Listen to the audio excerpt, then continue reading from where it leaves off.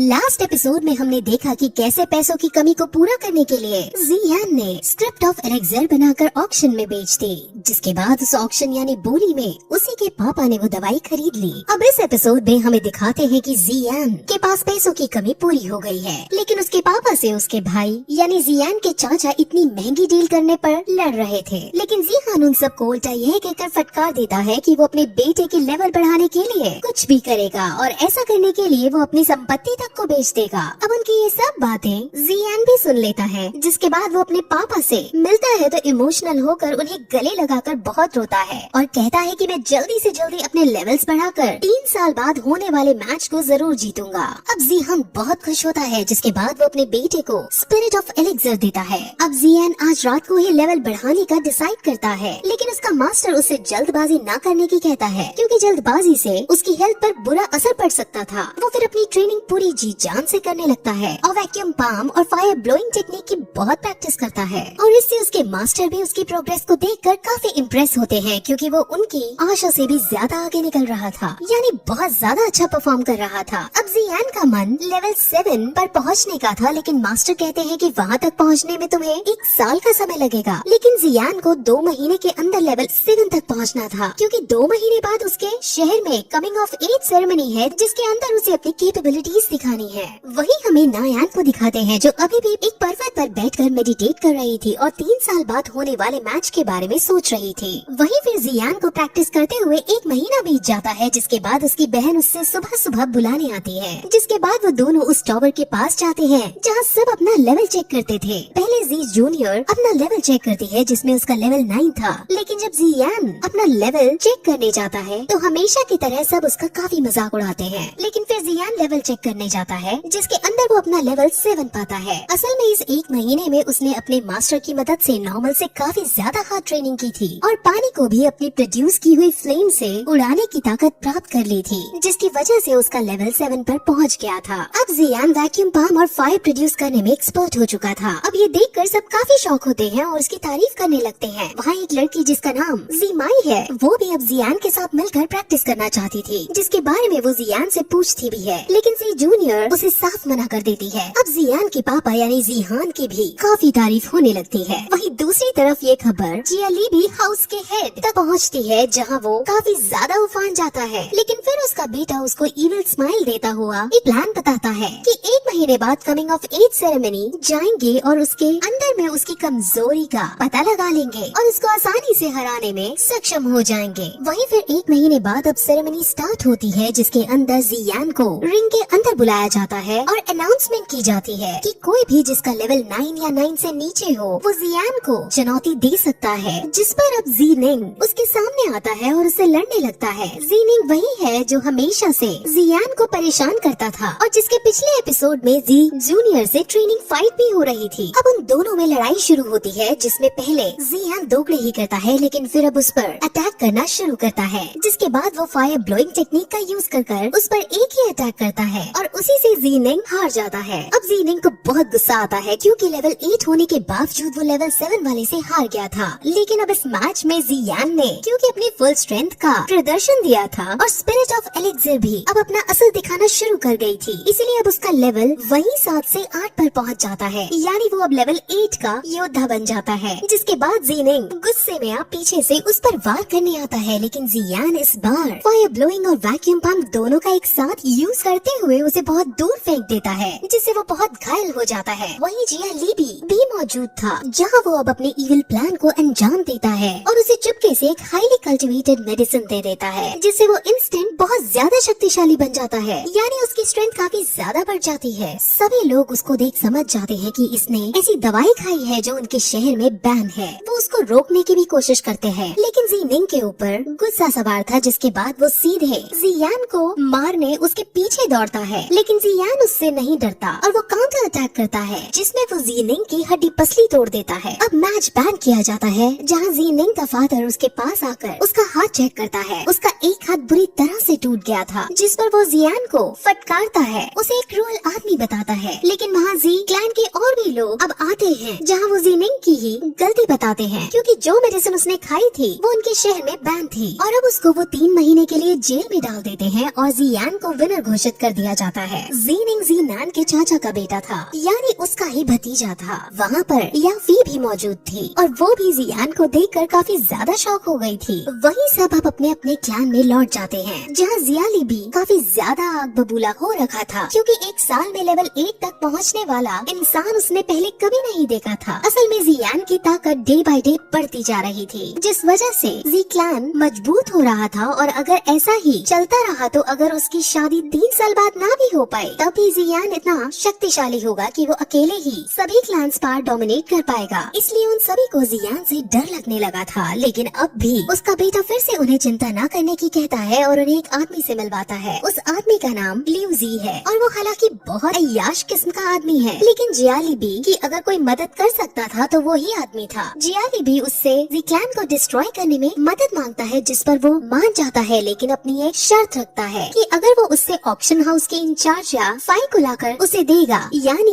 Liu जी को या phi के साथ अय्याशी करने का मौका मिलेगा, तभी वो जियाली बी की मदद कर देगा। अब जियाली बी के पास और कोई चारा नहीं था, इसलिए वो मान जाता है। वहीं हमें फिर जियान को दिखाते हैं जो बाजार में घूमते हुए अपनी बहन के साथ कई तरह की और टेक्निक पर डिस्कस कर रहा था। लेकिन वहाँ वो अपने आसपास ये नोटिस करते हैं कि आज की मार्केट अलग है। वहाँ जब वो इसका पता लगाने की कोशिश करते हैं तो उन्हें पता चलता है कि जियाली बी हाउस ने मार्केट को खरीद कर उनका दाम सस्ता कर दिया है, जिसकी वजह से जी क्लैन की मार्केट पूरी तरह से बंद होने के कगार पर आ गई है। जिस पर अब जियान इसका कोई न कोई सोल्यूशन निकालने का डिसाइड करता है और ऑक्शन हाउस में जाकर याफी से मिलता है, जहाँ वो उसे एक मेडिसिन फॉर्मूला देता है। वो मेडिसिन फॉर्मूला ब्लीडिंग वुंड्स को क्लॉट करने का था। असल में जिस चीज से जियाली बी ने मार्केट को अपने अंडर कर लिया था वो एक रेजुनेशन पाउडर था, जिसका दाम बहुत सस्ता और असर बहुत तगड़ा वाला था। इसके लिए जियान बेस बदल कर रीजेनरेशन पाउडर से भी अच्छी मेडिसिन का फॉर्मूला ऑक्शन हाउस में लेकर लाया था, ताकि वो यहाँ इसको बनाने के इंग्रेडिएंट्स हासिल कर सके और जी क्लैन फिर से अपनी मार्केट हासिल कर सके। अब याफी उसको इस मेडिसिन को बनाने के लिए इंग्रेडिएंट्स देने से मना कर देता है, क्योंकि वो जियाली बी के साथ किसी तरह का पंगा नहीं लेना चाहती थी। वो बात कर ही रही होती है कि अचानक वहाँ बहुत सारे सैनिक आकर उन पर हमला करने लगते हैं, लेकिन जियान उन सबको अपने एक ही हाथ से वैक्यूम पंप टेक्निक का यूज करते हुए सबको मार कर सबको हरा देता है। अब याफी एक सैनिक से पूछती है कि तुम्हें किसने और क्यों भेजा है, जिस पर सैनिक बता देता है कि उसको लियू जी ने तुमको किडनैप करने के लिए भेजा है, ताकि वो तुम्हारे साथ अय्याशी कर सके। अब ये सुन याफी को काफी गुस्सा आता है और वो सैनिक को चांटे मार मार कर भगा देती है और जियान का धन्यवाद करती है। वो उससे काफी ज्यादा इम्प्रेस हो जाती है, जिसके बाद वो उसे सारे इंग्रेडिएंट्स दे देती है,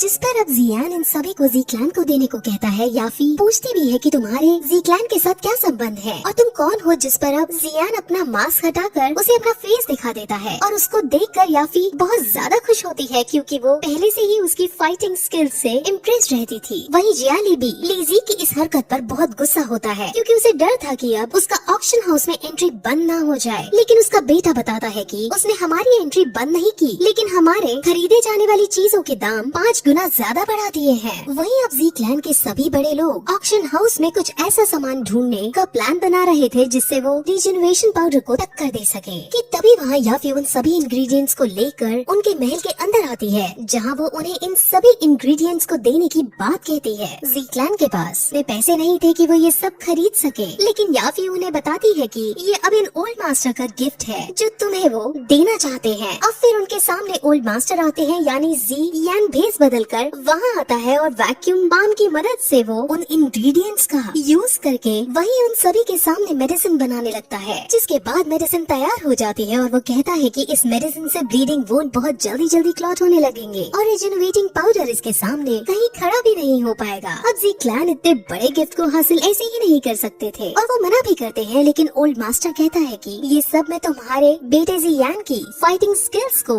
देखकर यानी उससे इम्प्रेस होकर दे रहा हूँ। और ये सब कहकर याफी और ओल्ड मास्टर दोनों वहाँ से चले जाते हैं। याफी रास्ते में उसे समझाती भी है कि जियाली बी से तुम्हें थोड़ा बचकर रहना पड़ेगा, लेकिन जियाली बी से कोई डर नहीं था। जैसा कि लास्ट एपिसोड में हमने देखा कि जी क्लैन के पास अब रीजेनरेशन मेडिसिन से भी ताकतवर ब्लड क्लॉटिंग पाउडर आ चुका था और अब जी क्लैन इस पाउडर को मार्केट में भी उतार देती है। जियाली बी हाउस अपनी रीजेनरेशन मेडिसिन को दाम बढ़ा कर बेच रही थी, लेकिन अब ब्लड क्लॉटिंग पाउडर के आने से जियाली बी के एग्जिस्टिंग कस्टमर्स भी उसके हाथ से से जाने लगे थे और अब जियालीबी की मार्केट पूरी तरह से तबाह होने लग गई। वही जियालीबी के पास जब ये बात पहुंचती है तो वो हर बार की तरह इस बार भी बहुत गुस्सा होता है और अब उसे ये भी पता चलता है कि याफी ने जियालीबी के फ्यूचर में होने वाली डील्स भी तोड़ दी हैं। अब उसे लियूजी के ऊपर काफी गुस्सा आता है क्योंकि असल में ये सब लियूजी की ही लापरवाही की वजह से हुआ था। वही जी क्लैन के अंदर जीनिंग को दिखाते हैं जिसको उसके पापा हील करने की कोशिश कर रहे थे। उसके पास उसकी बहन जियू नाम की लड़की आती है। जियू भी अपने भाई जीनिंग से काफी प्यार करती थी और अपने भाई की इस हालत को देख उसके मन में अब जियान के लिए गुस्सा छा गया था। वही जियालीबी हाउस में जियालीबी लियू जी को अपने पास बुलाकर अपने होने वाले लॉसेस के लिए उसे लताड़ना शुरू करता है, लेकिन लियू जी को इससे कोई फर्क नहीं पड़ता और वो उसके सामने एक और डील रख देता है और कहता है कि तुम्हें याफी की जरूरत ही नहीं है क्योंकि तुम अब सीधे सिटी के बाहर से सामान मंगा सकते हो। वो उसे फिर एक ऐसी मेडिसिन की रेसिपी देता है जो ब्लड कोएगुलेटिंग पाउडर से काफी अच्छी मेडिसिन है और इसको बनाने के इंग्रेडिएंट्स उसे शहर के बाहर से भी मिल जाएंगे। अब इस रेसिपी से जियालीबी फिर से मार्केट में अपनी जगह बना सकता था, लेकिन इसके बदले में लियूजी अपनी भी एक शर्त रखता है। उसे अब याफी से ज्यादा जी जूनियर के अंदर था और वो उसे पाना चाहता था। जियालीबी बहुत ज्यादा गुस्सा होता है और उसे साफ मना कर देता है क्योंकि असल में उसका बेटा जियालियू जी जूनियर को पसंद करता था और जियालीबी जी जूनियर को अपने घर की बहू मानता था। अब जियालीबी के पास और कोई चारा नहीं बचा, इसलिए वो अपने बेटे को सीधे अब जियान पर हमला करने को भेज देता है और साथ के साथ जी जूनियर को भी अपनी बहू बनाकर लाने को कहता है। अब अगले दिन जीनिंग अपनी बहन जियू के साथ रास्ते में था और वो दोनों जियान को हराने की बातें कर रहे थे। वहाँ तभी जियाली यू अपने कुछ आदमियों के साथ उन दोनों को घेर लेता है और उन पर अटैक करता है। हालांकि जियू एक ब्रेव फाइटर थी जिस वजह से वो उनका सामना भी करती है, लेकिन जब जियालियू खुद फाइट में आता है तब वो हारने लगती है। अब वहाँ तभी जियान भी आ पहुँचता है जो जियू को बचाता है और जियालियू से लड़ने लगता है। उन दोनों में काफी फाइट चलती है जिसमें बड़ी कोशिश करने के बाद भी जियान जीत नहीं पा रहा था और फाइनली जियालियू उसको हराकर उसको जान से खत्म करने वाला ही था कि जियान अपने मास्टर की मदद मांगता है। उसके मास्टर अपनी पावर का यूज करते हुए जियालियू पर एक ऐसा अटैक करते हैं कि वो बहुत दूर जाकर गिरता है। जियालियू की हालत बहुत खराब हो चुकी थी और जब जियाली भी अपने बेटे को इस हालत में देखता है तब उसे बहुत गुस्सा आता है और वो अपनी पूरी ताकत से जियान पर हमला करता है। अब ऑब्वियसली जियान इतना भी शक्तिशाली नहीं था कि वो जियालीबी की ताकत को झेल सके। हालांकि उसकी बहन जी जूनियर भी वहाँ आ पहुँचती है और जियालीबी के अटैक को रोकने की कोशिश करती है, लेकिन उसकी शक्ति भी कम पड़ रही थी। वो दोनों मरने ही वाले होते हैं कि वहाँ जी हाना पहुँचता है और वो फ्यूरियस टाइगर की पावर को यूज करता है जिससे वो जियालीबी के अटैक को रोकता है और उस पर फिर अपनी एनर्जी छोड़ता है। जियालीबी मरने ही वाला होता है कि तभी जियालीनू नाम का एक वॉरियर आकर एक ही वॉर में उसकी एनर्जी को रोक देता है और इस तरह जियालीबी बच जाता है और अपने बेटे का उसे जल्द से जल्द इलाज कराना था, इसलिए वो तुरंत अपने आदमियों को लेकर वहाँ से चला जाता है। असल में जियालीनू जियाली हाउस का सेकंड एल्डर सन है और वो उनके परिवर्तन का सबसे ताकतवर योद्धा है। जी क्लैन को भी अब जियाली हाउस की ताकत का अच्छे से पता चल गया था और अब उन्हें ये भी पता चलता है कि जियाली हाउस लियूजी की मदद से हमारी मेडिसिन से भी ज्यादा शक्तिशाली मेडिसिन बना रहे हैं। उस मेडिसिन का नाम हुईतियानगाओ है। अब जी जूनियर लियूजी के बारे में सुन उसको जान से मारने का डिसाइड करती है क्योंकि वो उनके परिवार के लिए बड़ी मुसीबत हो सकता था। वही जियाली भी अब टेंशन में आ रहा था, लेकिन उसका बेटा उसके पास आकर फिर कहता है कि अब आज की फाइट के बाद जियान और ज्यादा शक्तिशाली हो गया था, जिस वजह से अब हमें भी मजबूत होने के लिए लियूजी की मदद लेनी ही पड़ेगी। यानी अब जियालियू जीतने के लिए अपने होने वाली वाइफ जी जूनियर को सैक्रिफाइस करने के लिए रेडी हो गया था। जियालीबी को ये सुनकर दुख होता है, लेकिन वो भी अब कुछ नहीं कर सकता था। वहीं अब जियान भी लियूजी से होने वाले खतरे के बारे में जान जाता है, इसलिए वो भी उसके घर उसे जान से मारने के लिए जाता है। लेकिन जब वो वहाँ पहुँचता है तो वहाँ जी जूनियर को देखता है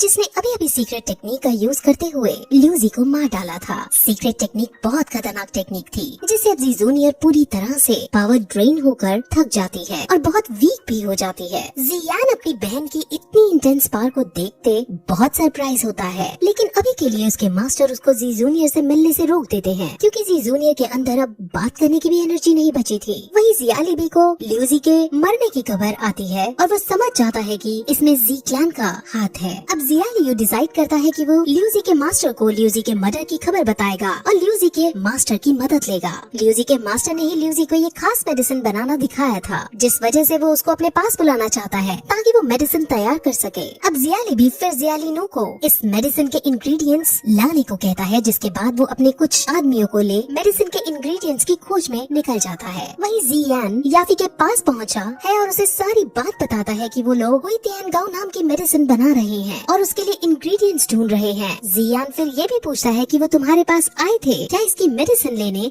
जिस पर याफी मना कर देता है, लेकिन फिर उसे मैप में एक जगह दिखाती है और कहती है कि इस जगह पर इस मेडिसिन के इंग्रेडिएंट्स मिलते हैं और वो जरूर यहीं गया होगा। अब जियान समझ जाता है कि अब उसे उसी लोकेशन पर उसे रोकने जाना होगा, इसलिए वो अपने पापा से वहाँ जाने की बात करता है और उसके पापा उसे मोटिवेट करते हैं वहाँ जाने के लिए, विदा कर देते हैं और जियान अकेले ही जंगल के रास्ते होते हुए मैजिकल बीस्ट माउंटेन पर जाने लगता है। वहाँ आगे बढ़ते वक्त उसे कई तरह की खतरनाक जानवर दिखते हैं, जिसको देख उसके मास्टर उसे समझाते हैं कि इनमें से कुछ लेवल 1 के मॉन्स्टर और लेवल 2 या 3 के मॉन्स्टर से उसको खतरा है, इसलिए वो उसको एक हेवी स्वॉर्ड देते हैं और उसे फिर चलाना सिखाते हैं। शुरू के कुछ दिनों तक तो वो स्वॉर्ड को उठा भी नहीं पाता, लेकिन जैसे जैसे दिन बीतते जाते हैं वो स्वॉर्ड चलाने में एक्सपर्ट हो जाता है। फिर एक दिन प्रैक्टिस करते हुए उसे एक लड़की की चीख सुनाई देती है। उस लड़की का एप्स पीछा कर रहे थे और एप्स लड़कियों को शिकार बनाकर उनका रेप किया करते थे। उसके मास्टर तुरंत उसे उस लड़की को बचाने की कहते हैं और वो लड़की को बचाने जाता है। वो सभी एप्स को अपनी फाइटिंग से मार लड़की को बचा लेता है। उसे पता चलता है कि लड़की का नाम जियान है और वो एक मेडिकल एक्सपर्ट है। वो अपने ग्रुप के साथ हर्ब्स ढूंढने आई थी, लेकिन यहाँ वो सबसे बिछुड़ गई थी क्योंकि वो एक मेडिकल एक्सपर्ट है जो यहाँ हर्ब्स ढूंढ रही थी। इसीलिए जियान उससे जियालिबी के मेंबर्स के बारे में पूछता है कि क्या तुमने यहाँ देखा है, जिस पर वो हाँ कर देती है और कहती है कि वो जब ही